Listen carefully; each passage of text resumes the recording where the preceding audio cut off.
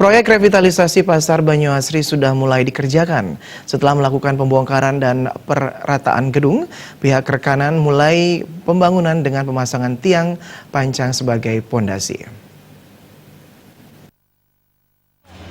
Sebanyak 2 HSPD akan digunakan untuk memasang 960 tiang pancang. Pemasangan tiang pancang ini nantinya memakai mesin hidrolis atau hydraulic static pile driver. Ini digunakan sesuai dengan spesifikasi yang telah ditentukan.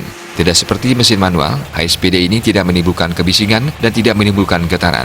Pihak rekanan dalam hal ini Tunas Jaya Sadur menjelaskan, kegiatan yang dilakukan setelah perataan dan pembongkaran adalah pemancangan tiang pancang.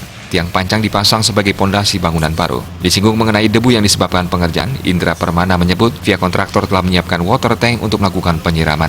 Selain water tank, pihaknya memasang paranet di wilayah yang berdekatan dengan warga dan pedagang.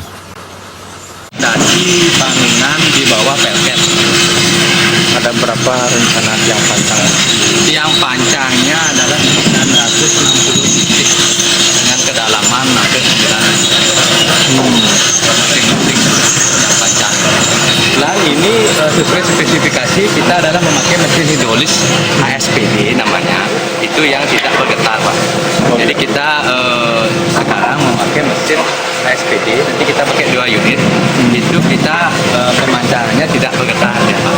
Kita pakai hidrolis, kita tekan, jadi tidak ada getaran. Beda dengan mesin-mesin manual biasa.